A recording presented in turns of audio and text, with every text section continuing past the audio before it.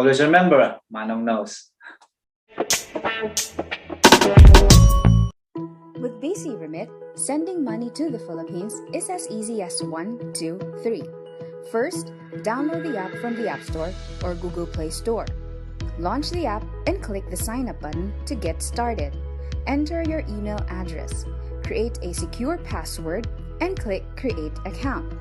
To ensure that we get your money safely to your beneficiaries, we are going to need a few details. Enter the necessary information, then choose your preferred delivery option. Finally, enter the amount you want to send. Choose your payment method and press send. It's that simple. Secure, fast, convenient. Send money to the Philippines now for as low as $2.99. Send love the BCRemit way.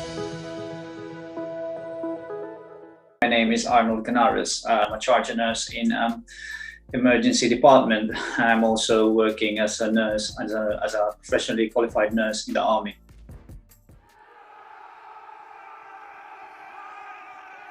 I arrived in the UK 2003 with work permit dependence visa. Obviously, at that time, when you come from the Philippines, your qualifications are not credited. So I started working my way up. I studied English, I studied maths. I ended up doing courses on top of another courses. And then I did NVQ level 2, level 3, and then went to university. So that was quite my journey. So I've worked in the NHS for the last about 15 years, slowly as a band 2, 3, 4, then now as a charge nurse in the emergency department. I joined the Army when I qualified as a nurse, because you wouldn't be able to join the Army as a professional qualified nurse if you don't have a degree in nursing, and you have to have your degree in nursing in England to get that, because there's qualifications, GCSE levels and A levels.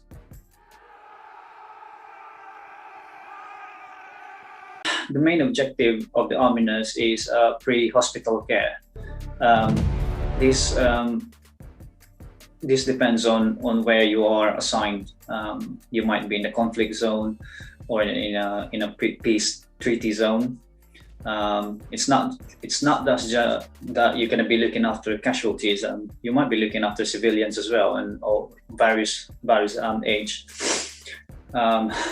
It's like an A&E in a field hospital, where you do the triage, you prioritize the casualties, you prioritize patients. Does this patient needs to go straight to the operating room? Does this patient needs a CT? Does this patient needs an X-ray? How long can this patient wait? So obviously major traumas, like major hemorrhage, lost limbs and stuff like that, they are the priorities when you do your triage. So we have our own special triage in the Army, even if you looked into that. It's very straightforward. It's something that you are trained, which is more or less likely in an A&E episode anyway. You need to have a British passport. So hence it's called the British Army, because you need to be a British citizen to be in the Army. Otherwise, if you are part of the Commonwealth countries, where there are 20 Commonwealth countries under the sovereign of Her Majesty Queen Elizabeth II, they can join the British Army as well, because they are part of the Commonwealth. But unfortunately, Philippines is not part of the Commonwealth. I can only vouch my journey, which is I took the route as a professional qualified. So I use my nursing degree to basically as a lateral entry to the Army. So there are two routes you can take. So you can take, number one is professionally qualified officer. The second one is the professionally qualified soldier. So they both have the same qualifications. You need GCSEs, you need A levels and the degree level. The only difference is when you join the as an officer, you need to do what we call an AOSB. So an AOSB is what we call an Army Officer Selection Board. It is done in 2.5 days, and that's the only difference. So you will get tested in the 2.5 days every day, and that includes mental testing, fitness testing, decision making. How can you make decisions in that small amount of time that are given to you? A test of your personal resilience, really, and how can you make the decision in a small time frame. So that's what Army does. If I'm not mistaken, I don't think you'll be able to join the Army as a professional qualified nurse if your degree is from the Philippines, but I think you still would be able to join the Army as long as you have a British passport, but you can join as a CMT. We call it CMT, which is a combat medical technician, which is otherwise in a hospital setting, NHS setting, is like a HCA, healthcare assistant. So that is something that you need to look into. You might be able to go other way, but you have to do courses. As long as you have equivalent GCSE and A-level courses, you might be able to as a professionally qualified soldier. But I couldn't, then again, I won't be able to tell you about the other route, because I didn't take that route. I took the professionally qualified route. So in that sense, because I finished my degree here in England. Once you get attested, that is where you take oath. So you take oath to the Queen and to the officer that is doing the attestation.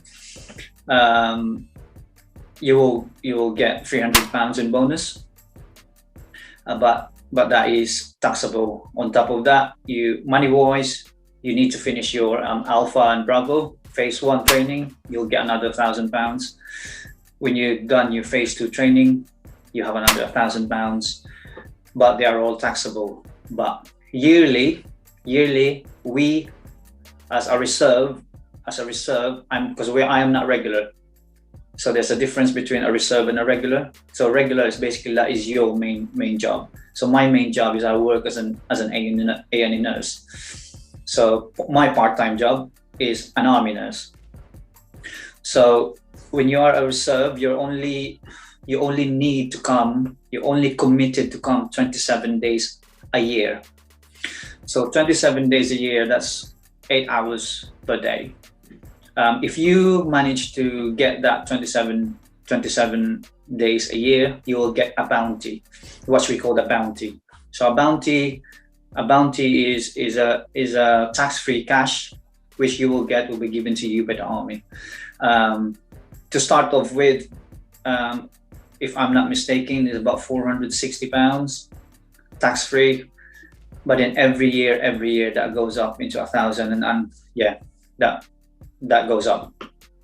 So that's another thing, and a lot in the Army, they offer a lot of trainings, which is I really like, and what we call adventure training. So you had an option to choose between skiing, scuba diving, mountain climbing. I think there was a mountain biking, something like that. But I chose scuba diving. So you do like scuba diving rescue, and they do your courses, and also they also pay for you to be an instructor if you want to. So there is a lot that you can like benefits in the long run if you are committed, and that's something that everyone would look into.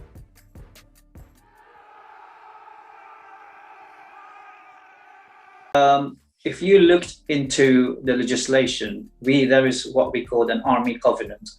So the NHS has signed the Army Covenant, where if the Army needs me to deploy, if they need me now to go out, let's say Afghanistan or Iraq, the NHS cannot do anything to stop me. So that is part of the Army Covenant Treaty, which is they've signed. What happens is, I go out to deploy. The army will then pay the NHS to cover while I'm away.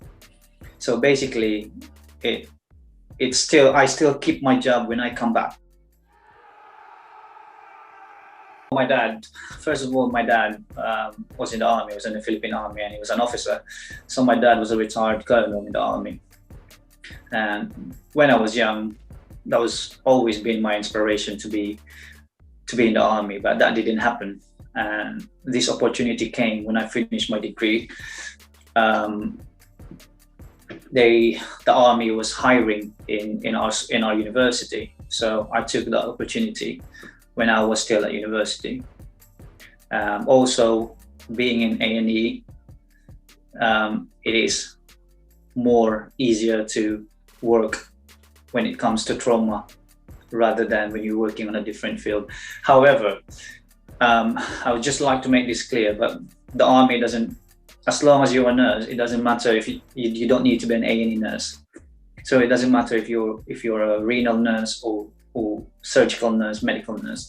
As long as you're an army nurse, you will get the same training anyway when you qualify as a professionally qualified army. So you will go back to basics. I would like to just make sure you get your British passport and or your British citizenship. In that sense, you be qualified to go in. You have to be committed. And there's always time. Time is an essence, and keep your fitness, because army. I'm telling you, the army fitness is very, very high level. So it's not just like the other fitness that you're talking about when you apply. So you do, as I said, when I did my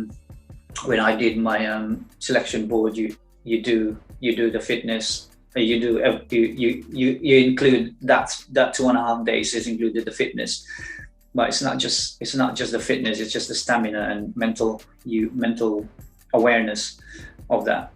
But you have to be fit. The army, I would suggest as if you wanna join the army, part of you will develop as a whole person, because you learn stuff from the army which you don't learn in the hospital setting. There's a lot of things that you learn from the conflict zone. I am always taught in the army to adapt, improvise, and survive.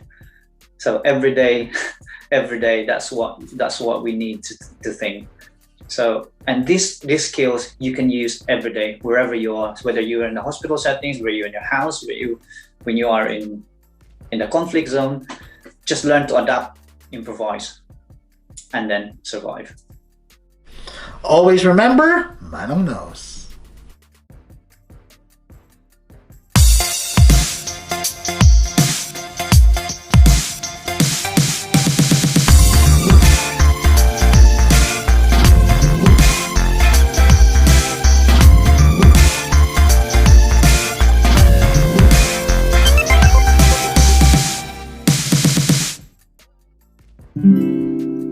Manong knows best, put you